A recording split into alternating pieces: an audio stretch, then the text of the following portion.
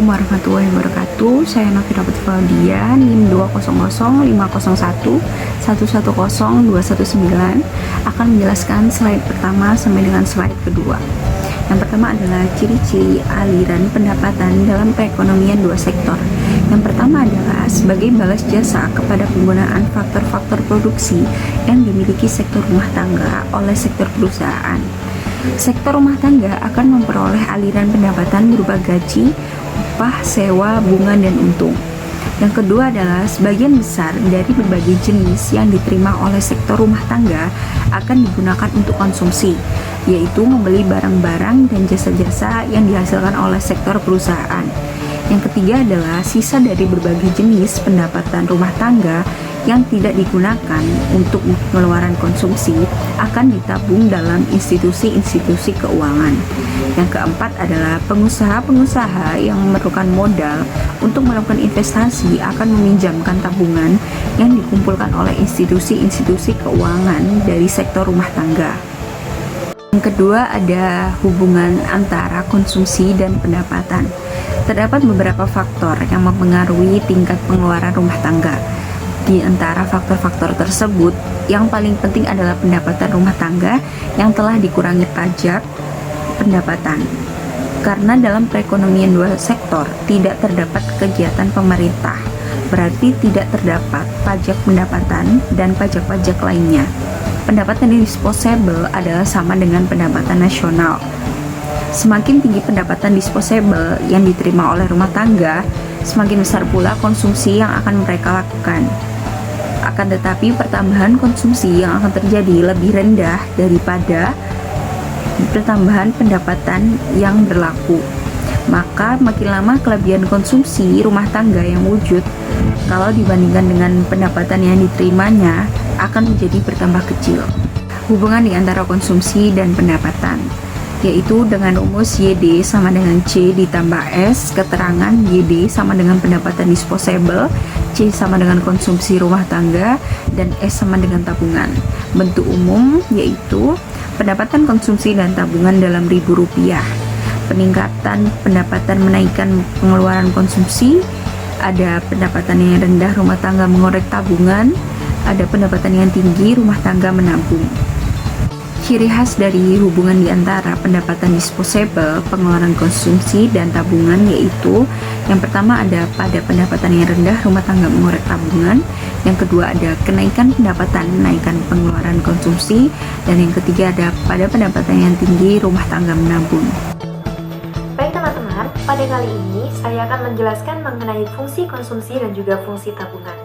Untuk fungsi konsumsi secara teori yaitu suatu kurva yang menggambarkan sifat hubungan di antara konsumsi rumah tangga di dalam perekonomian dengan pendapatan nasional atau pendapatan disposable perekonomian tersebut. Dan untuk fungsi konsumsi ini sendiri dapat kita nyatakan dengan persamaan konsumsi sama dengan A atau yang biasa kita sebut dengan konsumsi rumah tangga ketika pendapatan nasional adalah 0 ditambah B atau kecondongan konsumsi marginal dikali dengan Y, pendapatan nasional.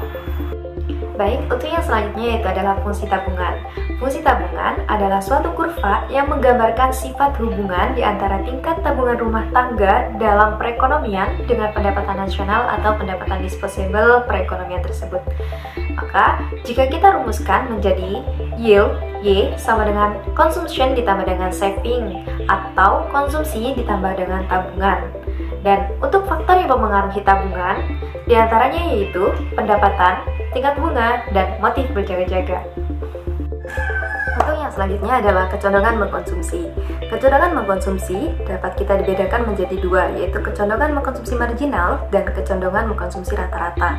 Untuk kecondongan mengkonsumsi marginal atau MPC, marginal propensity to consume, dapat didefinisikan sebagai perbandingan di antara pertambahan konsumsi atau delta C dengan pertambahan pendapatan disposable atau delta YD. Dan untuk kecondongan mengkonsumsi rata-rata, APC, Average Propensity to Consume, dapat kita definisikan menjadi perbandingan di antara tingkat pengeluaran konsumsi atau C dengan tingkat pendapatan disposable pada ketika konsumen tersebut dilakukan. Baik, yang selanjutnya adalah kecondongan menabung marginal atau MPS, marginal propensity to save, adalah perbandingan di antara pertambahan tabungan atau delta saving dengan pertambahan pendapatan disposable atau delta YD. Untuk kecondongan menabung rata-rata atau APS, average propensity to save, ini merupakan perbandingan di antara tabungan atau saving dengan pendapatan disposable YD. Berkaitan dengan fungsi konsumsi, Keynes dengan fungsi konsumsinya mengemukakan bahwa besar kecilnya pengeluaran konsumsi hanya ditentukan oleh pendapatan masyarakat. Keynes ini juga menyatakan bahwa ada pengeluaran minimum yang harus dikeluarkan masyarakat dan pengeluaran konsumsi akan meningkat dengan bertambahnya pendapatan. Dan untuk persamaan matematisnya yaitu di mana C atau konsumsi sama dengan C0 atau konsumsi otonom atau besarnya pengeluaran konsumsi pada saat tidak adanya pendapatan atau Y sama dengan 0 ditambah dengan C kecil atau marginal propensity to consume MPC yang telah saya jelaskan tadi rumusnya, yaitu dengan menggunakan perbandingan antara delta C atau pertambahan konsumsi dengan pertambahan yield pendapatan. Lalu kita kalikan dengan YD, pendapatan yang siap untuk dibelanjakan atau pendapatan disposable. Baik, di sini saya akan melanjutkan materi. Sebelumnya perkenalkan, nama saya Robetul Azawiyah. Saya akan menjelaskan tentang keseimbangan pendapatan nasional. Komponen pengeluaran agregat dalam perekonomian dua sektor terdiri dari pengeluaran konsumsi dan pengeluaran investasi. Komponen permintaan agregat atau sama dengan pendapatan nasional Y terdiri dari konsumsi rumah tangga C dan permintaan investasi perusahaan I. Oleh karena itu, keseimbangan pendapatan nasional tercapai jika Y sama dengan C ditambah I atau I sama dengan S, di mana Y sebagai pendapatan nasional, C sebagai fungsi konsumsi rumah tangga, S sebagai fungsi tabungan, dan I sebagai investasi. Fungsi konsumsi yaitu C sama dengan A ditambah BY, sedangkan fungsi tabungan S sama dengan min A ditambah dalam kurung 1 dikurangi B dikali Y, di mana A itu sama dengan konsumsi masyarakat pada saat pendapatan 0, sedangkan B itu sama dengan kecenderungan mengkonsumsi marginal atau marginal propensity to consume atau biasa disebut MPC. Rumus MPC yaitu delta C dibagi delta Y. 1 min B itu sama dengan kecenderungan menabung marginal atau marginal propensity to saving atau biasa disebut MPS. MPS ini rumusnya delta S dibagi delta Y. Nah, berikut ini adalah contoh kasus. Pada perekonomian suatu negara dapat diketahui nilai pendapatan disposable RTK, nilai konsumsi masyarakat, dan tabungan masyarakat sebagai berikut. Bisa dilihat di dalam tabel. Nah, jika nilai investasi sebesar 120 triliun, maka tentukan nomor 1, fungsi konsumsi dan fungsi tabungan. Nomor 2, nilai pendapatan nasional pada keseimbangan.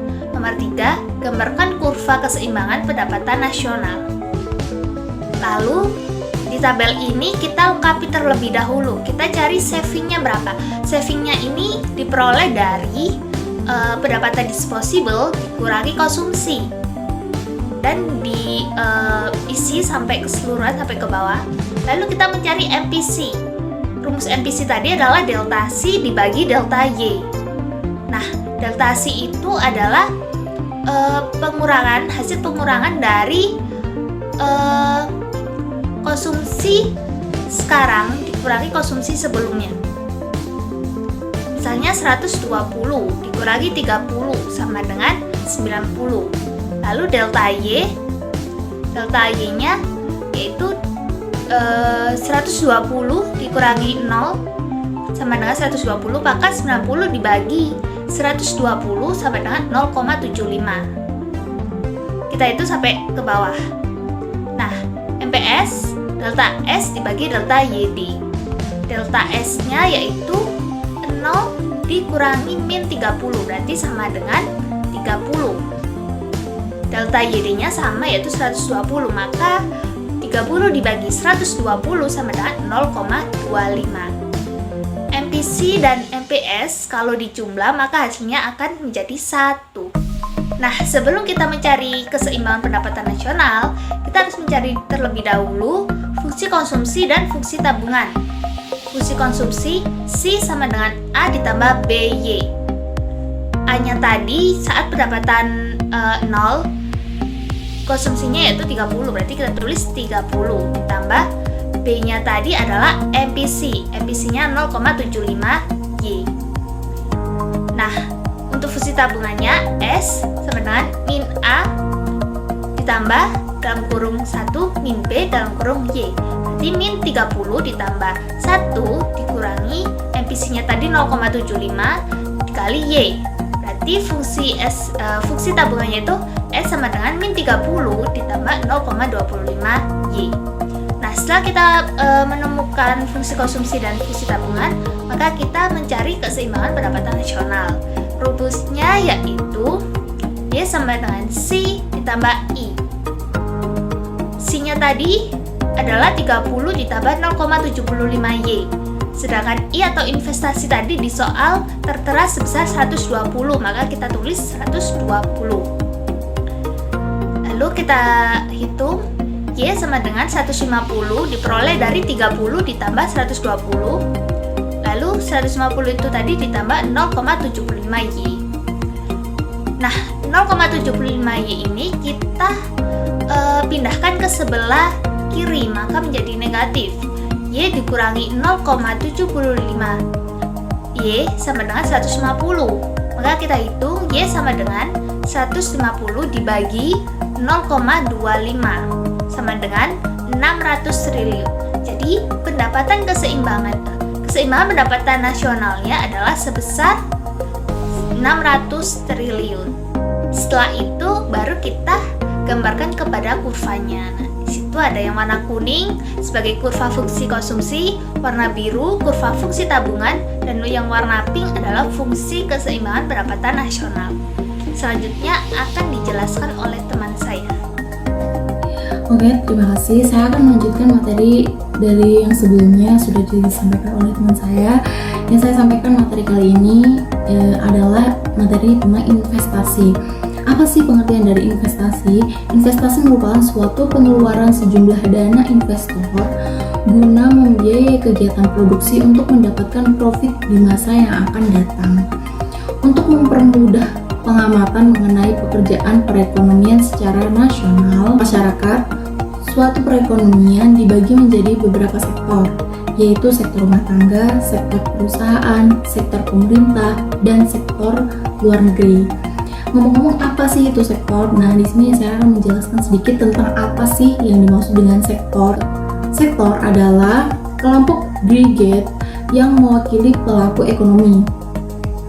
Ekonom membaginya menjadi 4 kelompok yang terdiri dari sektor rumah tangga, bisnis, pemerintah, dan eksternal.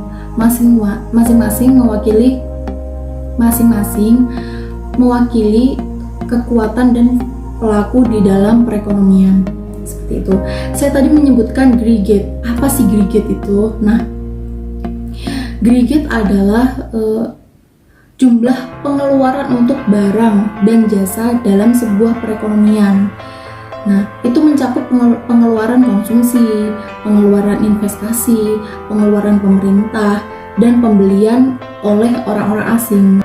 Oleh karena itu, brigade sangat berkaitan erat dengan ekonomi makro. Dalam hal ini, berarti brigade dalam ekonomi makro berkaitan dengan kepentingan umum perekonomian. Oke, selanjutnya penentuan tingkat kegiatan ekonomi. Penentuan tingkat kegiatan perekonomian disebabkan oleh dua keyakinan yang diterangkan di atas, yaitu fleksibilitas untuk suku bunga menyebabkan penawaran brigade pada penggunaan tenaga kerja penuh akan selalu sama dengan pengeluaran brigade. Dan selanjutnya, fleksibilitas tingkat upah akan menyebabkan keuntungan maksimum akan dicapai apabila semua tenaga kerja digunakan. Maka alih-alih ekonomi klasik berpendapat perekonomian akan beroperasi pada kesanggupannya yang paling maksimum, yaitu mencapai tingkat penggunaan tenaga kerja penuh.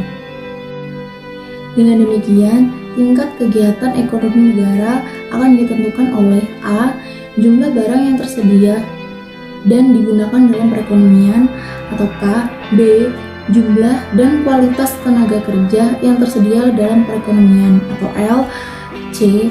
Jumlah dan jenis kekayaan alam yang digunakan, atau R. D.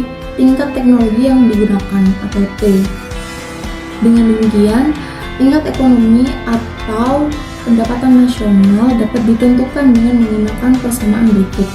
Y sama dengan F dalam kurung KRLT. Nah, di sini saya akan menunjukkan sedikit contoh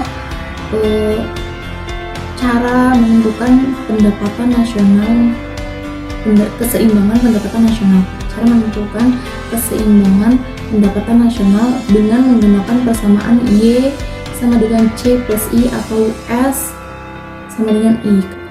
Nah, di sini ada fungsi konsumsi rumah tangga adalah C sama dengan 90 plus 0,75 Y. Dengan fungsi investasi adalah I sama dengan 120. Maka tingkat pendapatan nasional pada keseimbangan adalah Y sama dengan C plus I. Y sama dengan 90 plus 0,75 plus 120. Y min 0,75 Y sama dengan 210. 0,25 Y sama dengan 210. Y sama dengan 210 bagi 0,25. Y sama dengan 840. Kemudian sekarang dengan menggunakan persamaan S sama dengan I. Di sini S sama dengan I min 90 plus 0,25 Y sama dengan 0,25 Y sama dengan 210. Y sama dengan 210 bagi 0,25. Y sama dengan 810. Hasilnya sama. Itu. Oke, selanjutnya perubahan keseimbangan dan multiplier. Dalam perekonomian di dua sektor, perubahan tersebut terutama disebabkan karena perubahan dalam investasi. Perubahan teknologi misalnya akan menambah investasi, dan investasi yang bertambah akan memindahkan pengeluaran agregat C plus MI ke atas. Maka keseimbangan pendapatan nasional yang baru akan dicapai dan pendapatan nasional akan bertambah. Pengurangan investasi juga dapat berlaku, dan sekali lagi pengeluaran agregat C plus 1 akan mengalami perubahan. Kali ini ia akan turun ke bawah dan keseimbangan pendapatan nasional dicapai pada pendapatan nasional yang lebih rendah. Analisis mengenai multiplier bertujuan untuk menerangkan pengaruh dari kenaikan atau kemerosotan dalam pengeluaran agregat ke atas tingkat keseimbangan dan terutama ke atas tingkat pendapatan nasional. Di sini saya akan menunjukkan sedikit contoh cara menentukan multiplier. Contoh, kita punya gambaran sebuah perusahaan. Dalam gambaran itu, misalkan pada mulanya para pengusaha menambah investasi dalam kurung delta I sebesar 20 triliun dan MPC adalah 0,75. Tambahan investasi sebesar 20 triliun pada permulaannya akan menaikkan pendapatan nasional dan pendapatan rumah tangga sebanyak 20 triliun juga. Seterusnya, kenaikan pendapatan rumah tangga tersebut akan menaikkan konsumsi sebesar dalam kurung MPC kali delta I sama dengan 0,75 dalam kurung 20 triliun sama dengan 15 triliun. Dan tabungan sebanyak dalam kurung MPS dikali delta I sama dengan 0,25 dalam kurung 20 triliun sama dengan 5 triliun.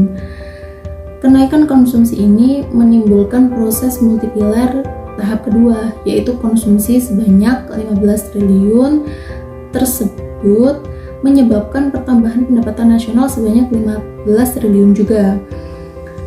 Seterusnya, ini akan menimbulkan kenaikan konsumsi tahap kedua sebanyak AC delta C sama dengan dalam kurung MPC kali delta Y. Kedua sebanyak AC delta C sama dengan dalam kurung MPC kali delta Y sama dengan 0,75 dalam kurung 15 triliun sama dengan 11,25 triliun, dan tabungan sebanyak delta S sama dengan dalam kurung MPS kali delta Y sama dengan 0,25 dalam kurung 15 triliun sama dengan 3,75 triliun. Selanjutnya, apabila multipilar tersebut terus berjalan, pada akhirnya pendapatan nasional akan bertambah sebanyak 80 triliun, konsumsi rumah tangga bertambah sebanyak 60 triliun, dan tabungan rumah tangga bertambah sebanyak 20 triliun. Pertambahan pendapatan nasional tersebut dapat dihitung dengan menggunakan salah satu formula berikut. Ini akan ditampilkan. Terima kasih. Demikian penyampaian materi dari saya tutup. Terima kasih. Mohon maaf jika ada salah-salah kata atau kurang lebihnya, atau mungkin kami ada kekeliruan dalam membahas materi ini, bisa dikoreksi. Terima kasih. Saya akhiri. Wassalamualaikum warahmatullahi wabarakatuh.